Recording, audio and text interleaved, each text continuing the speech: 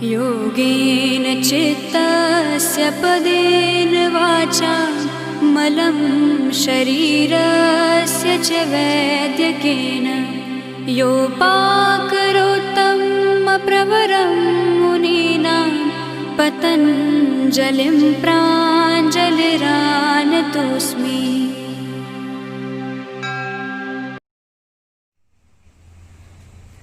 नमस्कार। योग भारत की प्राचीन परंपरा से विश्व को दिया गया एक अमूल्य उपहार है। योग का इतिहास अत्यंत प्राचीन है। योग की उत्पत्ति हजारों वर्ष पूर्व हुई थी। माना जाता है कि योग विद्या का आरंभ भगवान शिव, जिन्हें आदि योगी भी कहा जाता है, उनके द्वारा आरंभ की गई थी। अनेक वेदों, पुराणों और उपनिषदों में भी योग का वर्णन मिलता है। भगवान श्री कृष्ण के द्वारा श्रीमद् भगवद गीता में योग का बहुत विस्तार से वर्णन किया गया है, परंतु महर्षि पतंजलि ने योग के बिखरे स्वरूप को अपने योग सूत्र में सुव्यवस्थित किया। बौद्ध और जैन दर्शन में भी योग का वर्णन मिलता है। योग वास्तव में स्वयं को स्वयं से जोड़ने की कला है।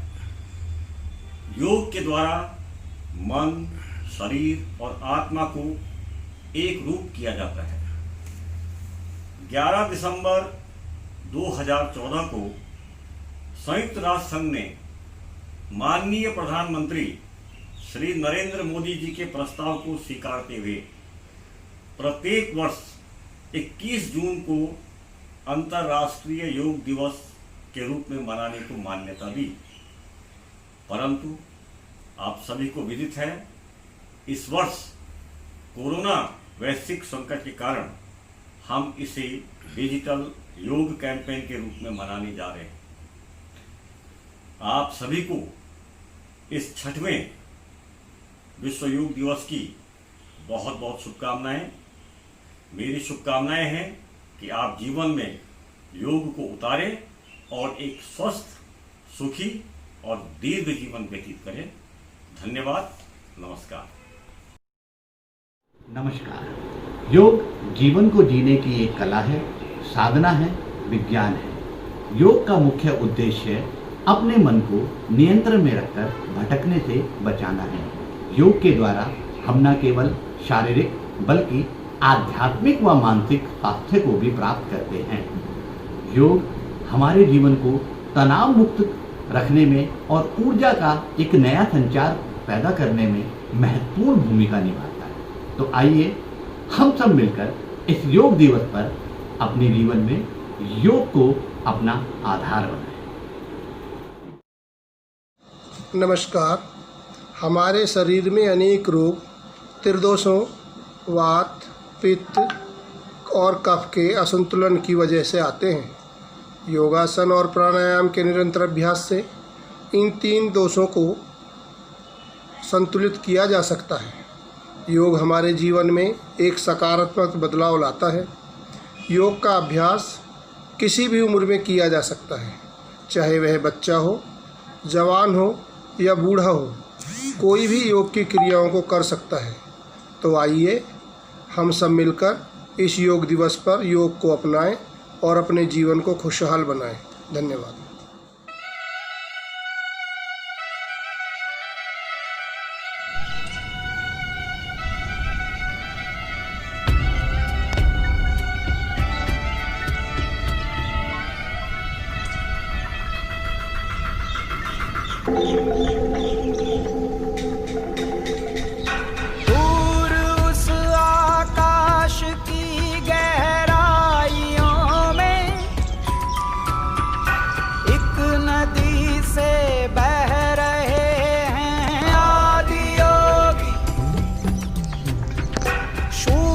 सन्नाटे टपकते जा रहे हैं,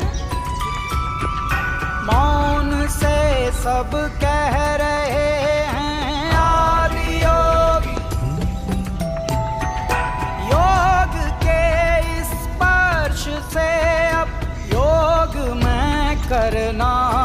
तन्मन सांस शाश्वत सनन सननन प्राण गुंजन धनन गणनन उतरे मुझ में आदि योगी योग धारा चलत छन छन सांस शाश्वत सनन सननन प्राण गुंजन धनन गणनन उतरे मुझ में आदि योगी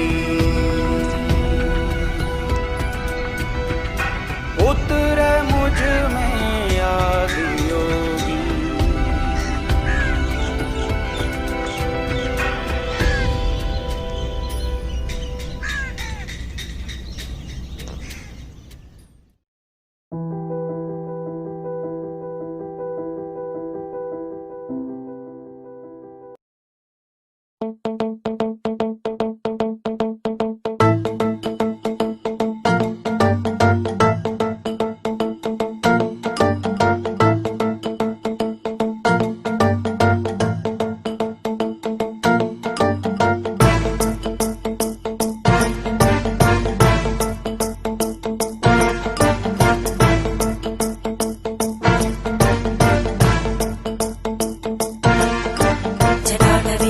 जलप्रवाहपावितस्थले घरेवलम्ब्य लम्बिताम्बुजङ्गतुङ्गमालिकां ढमड्ढमड्ढमड्ढमन्निनादमड्ढमर्वयं चकार चण्डताण्डवं तनोतु न शिव शिवम्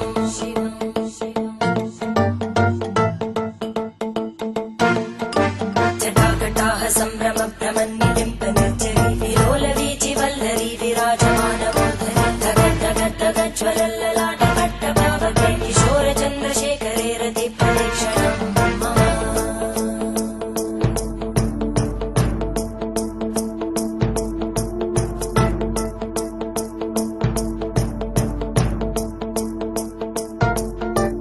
धराधरेन्द्रनन्दिनी विलासबन्धुबन्धुरा स्फुरद्दिगन्तसन्तति प्रमोदमानमानसे कृपाकटाक्षतोरणी निरुद्धदुर्धरापदि क्वचित् दिगम्बरे मनोविनोदमेतु वस्तुनि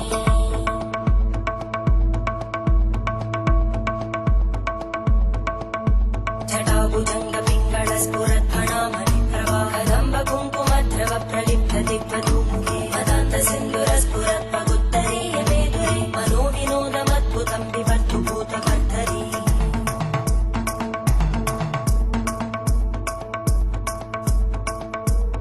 ॐ नमः शिवाय।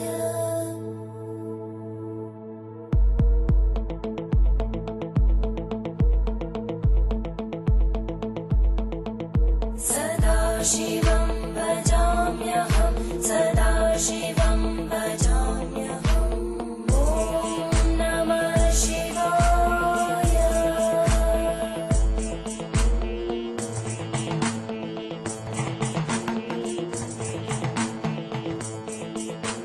सहस्रलोचन प्रभृत्य शेषलेखशेखर प्रसूलधूलितोरणी विदूसराङ्घ्रिपीठं भुजङ्गराजमालया निबद्धजाटचूटकाक्षयै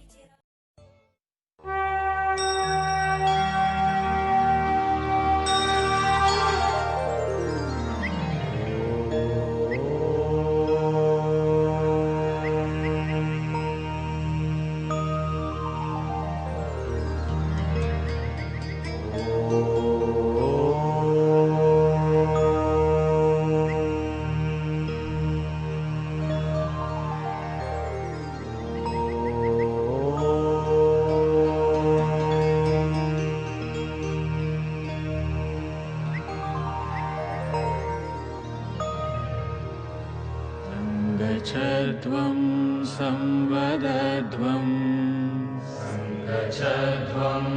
संवदध्वं संवो मनांसि जानताम्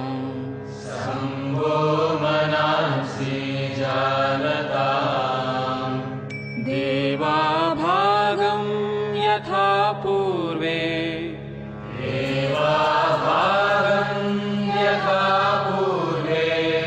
संजानाना उपासते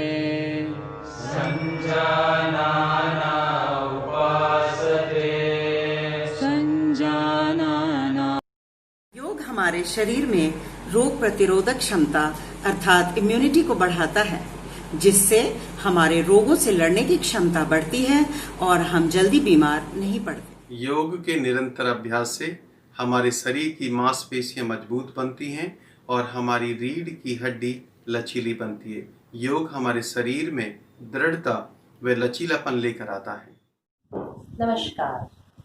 प्राणायाम करने से श्वास संतुलित होते हैं। श्वासों के संतुलन से मन शांत रहता है।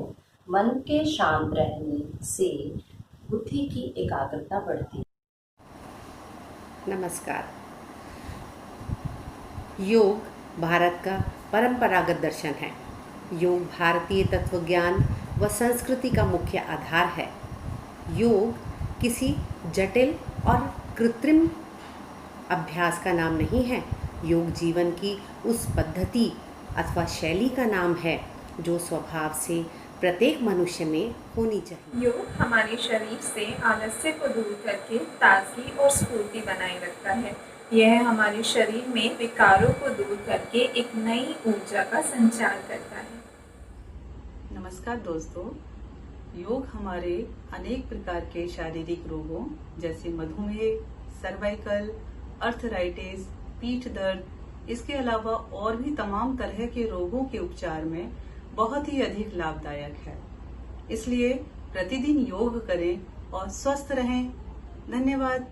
सूर्य नमस्कार व अनेक योग आसनों के निरंतर अभ्यास से हम अपने शरीर के वजन को नियंत्रित कर सकते हैं तथा शरीर से बढ़ी हुई अनावश्यक चर्बी को भी हम कम कर सकते हैं। योग में कपालभाति और अग्निसार क्रिया करने से निरंतर अभ्यास से हमारे शरीर में जठाग्नि बढ़ती है और पाचन क्रिया मजबूत होती है। षट कर्मों के अभ्यास से हम अपने शरीर की शुद्धिकरण करते हैं।